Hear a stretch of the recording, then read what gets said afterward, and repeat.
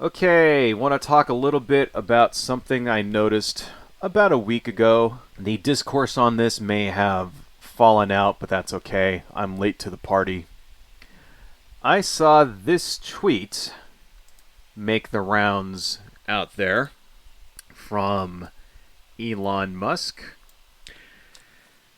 Repeated. Targeted harassment against any account will cause the harassing accounts to receive at minimum temporary suspensions. The words cis or cisgender are considered slurs on this platform.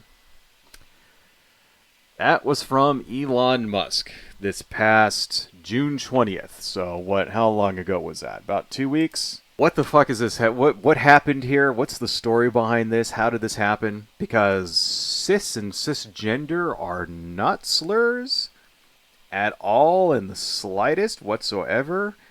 Only a fucking idiot would think that these things would be considered like racial, like slurs. So what's the story behind this? Well, Elon Musk is responding to someone here. This guy, James Esses. E-S's. How the fuck you pronounce this guy's name? James S's, I guess. I'm just going to say S's. He's replying to this tweet yesterday after posting a tweet saying that I reject the word cis and I don't wish to be called it. I received a slew of messages from trans activists calling me sissy, telling me that I am cis whether or not I like it. Just imagine if the roles were reversed. Now, who is this guy James S's, right? He is a transphobic wannabe therapist. He's not an actual therapist.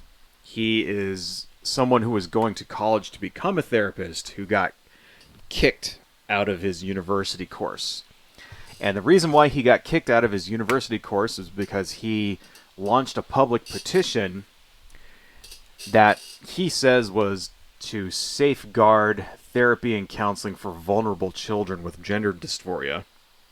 But in real life, it was in support of anti-gay conversion therapy. That's what it was. So this is his petition here. Let me just go ahead and open this up for you guys. This dude is in the UK, by the way. Here's the petition that James Essings actually launched. Safeguard evidence-based therapy for children struggling with gender dysphoria. Now, when you read that, it sounds like it should be something positive, doesn't it? It sounds like, oh, yeah, we want evidence-based therapy. We want therapy that works. What is it? I mean, it makes it sound like evidence-based. It means like we have the evidence that this therapy works. Here, let's go ahead and read through this. Here's his petition. It only got 11,000 signatures, thankfully. We are deeply concerned by the possibility of normal therapeutic practices being banned alongside conversion therapy. It's like, oh, okay. See, you don't get that from the title. From the title, you go, oh, we want evidence-based therapy. But then, when you read it, it's like, oh, being banned alongside conversion therapy. Remember, conversion therapy is bullshit. Conversion therapy is pseudoscience bullshit made up by Christians. Basically, anti-gay conversion therapy is when you take your kid who's 12 and who's like discovering that they're like gay or trans or something, and you throw them in a camp where people scream Bible verses at them. That's anti-gay conversion therapy. It's supposed to be they're going to talk them out of being gay or trans. And it never fucking works. More often than not, people go to these camps, they end up hooking up with the counselors and shit like that.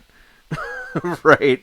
They end up like getting together and having, solidifying the fact that they're gay or trans or whatnot, and it doesn't work at all. And all it really is a thing that parents do, super conservative Christian parents basically subject their kids to in order to like make them feel better and shit, and fuck up the kids' lives until they turn 18 and leave and never see their parents again. Like, cut off all contact with their fucking crazy parents. That's what anti-gay conversion therapy is. It's horseshit. It damages people, and it should be outlawed. And it's good because, in the UK, apparently it was outlawed, and that's what this whole thing is all about. I think it's outlawed in California, too. I know in certain states in the United States it's outlawed, but not in every state. Let's read a little bit more of this. Studies show that many dysphoric children will come to identify as their biological sex Yeah, I've seen a worrying number of young people detransitioning and regretting medical treatment. Explorative therapy can be effective for those with gender dysphoria and does not remove the option of medical treatment if required. Children with gender dysphoria do not fit a one-size model and need access to a range of therapeutic options. Criminalizing therapy removes this choice. Now, what this sounds reasonable, doesn't it? Because it is true.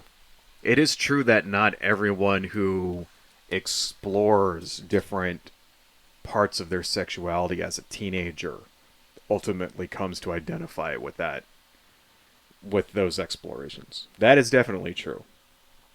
Many, many, many people experiment when they're teenagers with different things, liking boys or girls or anything in between. And that's just a natural thing that teenagers do. Some people maybe will identify as the opposite gender for a little while and then decide it's not for them. They don't feel it. There's this kind of myth on the right wing that there's a rash of trans kids nowadays. Let's turn this shit off. We don't really need this screenshot here. Basically, well, we can read the government response. Government will ban conversion therapy, maintain safeguards for young people from inappropriate intervention to uphold the independence. So basically, the government told him to go fucking piss up a rope. And because he put this petition, the university decided to kick him from his therapy things. So 3 years into his 5-year therapy degree, they kicked him out because universities don't like it when bigots and fucking homophobes and transphobes and shit graduate from their, become part of their alma mater and graduate from their courses. So they fucking kicked his ass out. And that's why this guy became an anti-trans activist. So let's turn this off for now. But getting back to what I was saying, there's this myth that there's this rash of trans people nowadays, especially trans people. And they call it rapid onset gender dysphoria is what they call it. And basically what it is they're, long story short, it's a bunch of conservatives saying you're not really a trans person, that you're just doing it because your friends are doing it, and it's a phase, and you'll grow out of it.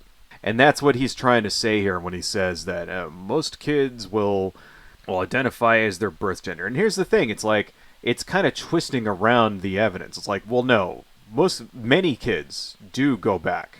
But that's kind of the reason why rapid onset gender dysphoria is not really a thing. If you don't actually really feel it, then it won't stick.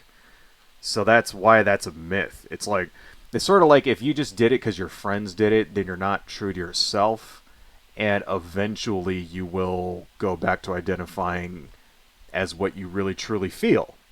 You'll identify as what you really truly feel, whether that's your birth gender, your assigned at birth gender, I guess I should say, or if it's whatever, right?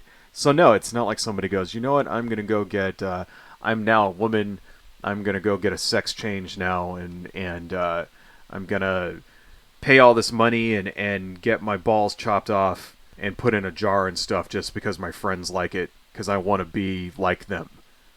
Because my friends are doing it, and that means I want to do it too because I want my friends to like me. That's bullshit. Nobody really does that because they don't feel it themselves inside. And ultimately, here's the thing, when you're 13, maybe you might do something like that because of peer pressure.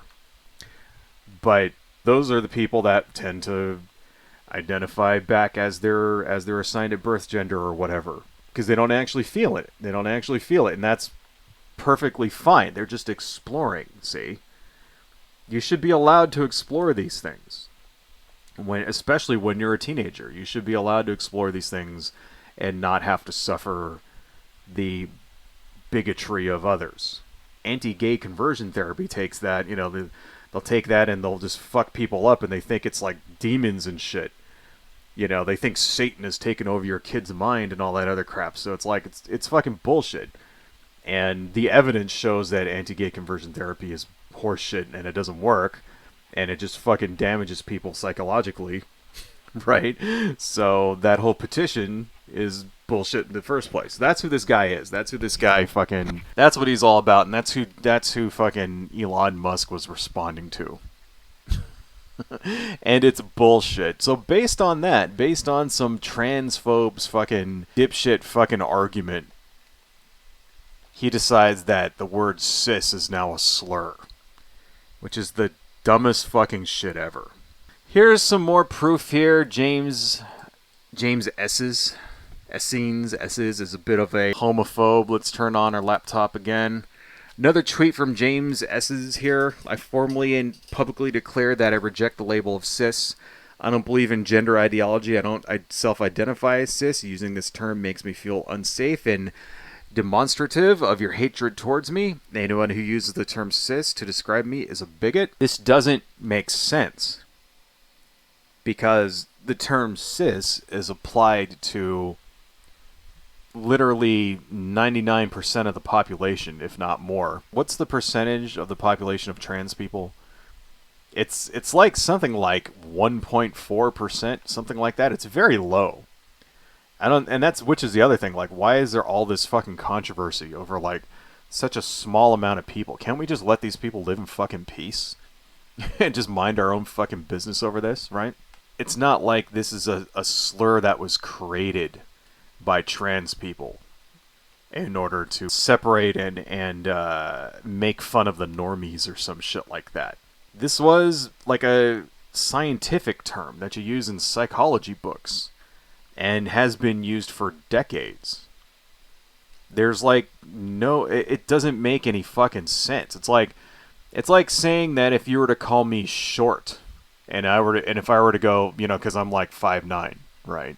Which I guess to some people is short. I don't know, whatever, right?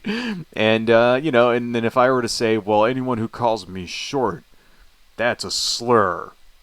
It's like, well, fuck you. You are short.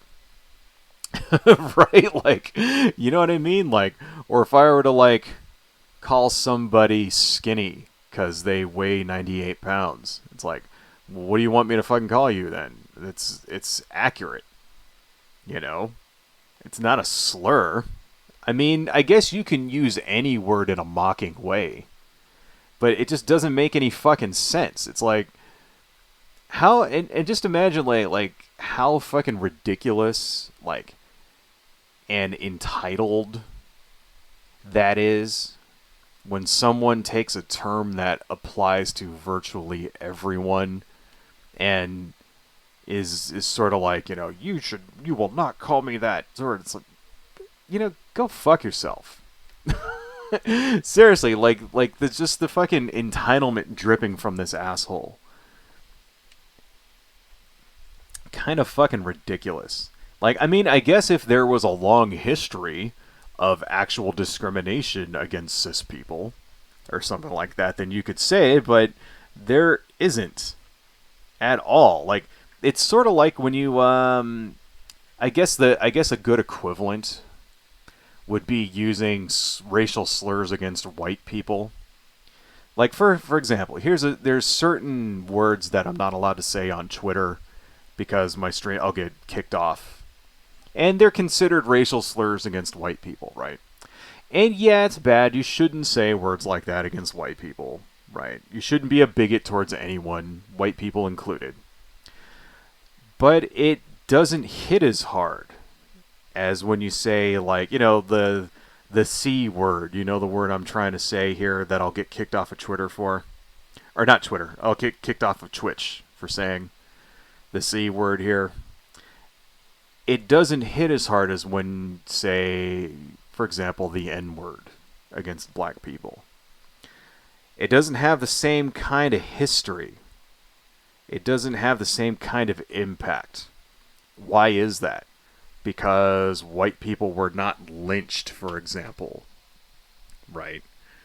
There's not a 400-year history of white people being slaves or being sold. There's, it's just not, it's not as damaging. It's not as damaging because it's kind of hard to be a bigot against the people who have all the money and who are in charge. Right? Like I said before, when you're a comedian, when you punch up as a comedian, you can make fun of anybody you want. as a comedian. You can make fun of anybody for anything. It's the way in which you do it. You can make racial jokes as a comedian. You can make jokes about race. You can make jokes about gender and all that stuff. Those in and of themselves are not offensive. It's the way in which you do it. It's the way that the way you handle the subject matter. Do you do it in a way that punches down at people, that offends people on purpose, that uses bigotry in your joke? You know, are you like hinging on racism and bigotry in your joke? Or are you making fun of the racism and the bigotry? Are you pointing out how the racism and the bigotry is ridiculous? It's kind of like that. Kind of the same thing here. So that's why I'm calling someone a cis person is not a slur. It has nothing to do with slurs whatsoever. It's stupid. It's stupid to say this. And why are they doing it? Why are they, why is all this shit coming on Twitter nowadays, right? I mean, it's because it's anti-trans bigotry. It's because Elon Musk hates trans people. And I know that's hard for people to understand, that Elon Musk is a bigot. I don't see why it's hard for people to understand. He's an incredibly rich person who comes from a polarized society. He's from South Africa. South Africa, highly polarized, highly racial polarized society that up until, within his lifetime had an apartheid, like legally enforced apartheid. In his lifetime. How old is Elon Musk now? Like 50? Something like that. Let's look up Elon. Let's see how old he is. He's 52. So that means in 1986, I think it was 1986 when apartheid collapsed, 1986, 1987, he would have been around 20 years old. Kind of sounds like it. Is that hard to understand? That someone who is a young man who grew up super rich as a young man in apartheid South Africa might be a bigot? Makes perfect fucking sense to me. I hope you guys all remember, and I wonder if I'm the only person to notice, that when people don't like black people, when they don't like Latinos, when they don't like people of other races, they also tend to be misogynist, and they also tend to be highly homophobic and transphobic. Kinda all comes together in a package, doesn't it? Most of the time you don't see someone who's a racist but likes gay people. Or you don't see someone who's not racist but also super homophobic. It's like, no, usually these things all come together in one big package. Usually when you're a bigot about one, it's very, very easy to become a bigot regarding the other things as well. So it's no surprise to me at all that Elon Musk is a raging fucking transphobe, and that he's a giant fucking racist, right? And that he's a super fucking huge fucking homophobe, and that he thinks women are just objects for him to ejaculate into. How many doesn't Elon Musk have 10 children among fucking 16 different women or some shit like that? Doesn't he have all these fucking kids with multiple, makes perfect fucking sense to me. Shit, Andrew Tate did the same fucking thing. He's a giant fucking misogynist too. Other people exist only to further his own aims. That's kind of what happens when you get super rich like that, and you've been rich like that for a really long time, and you get super full of yourself, and you're to the point when you think it's I think there actually are quotes of Elon Musk saying it's my duty to spread my genes around or some shit like that, and that's why he has so many children. When you get that much of a fucking ego about yourself, about how you're the best fucking thing ever since sliced bread or whatever, other people just sort of become, they're not real people to you. They just sort of become tools to be used, things to be stepped on. Sort of the same way that you treat an insect. Why do you just swat flies? Because they annoy you. And you know that there's 50 billion of them, so if you kill one, it's not going to fucking matter, because tomorrow there's going to be 20,000 more that are going to be born. Same fucking thing. That's kind of how Elon Musk treats people. Like, it's not even to the point where he just doesn't give a fuck about them anymore. It's sort of like they just don't even factor into his thinking or reasoning. Like, other people's thoughts or desires or what they want or whether they agree or disagree with any given thing that he's doing just does not, it's just not a concern that he even has to bother with.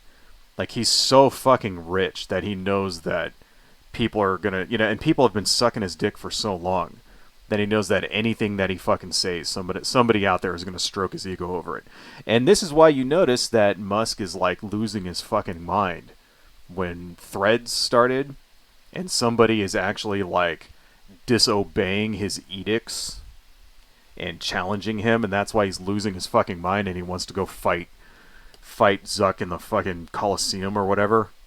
That's what happens, because his ego's so goddamn huge that he can't handle it that someone isn't doing what he fucking says. Elon Musk is like the worst fucking person on earth.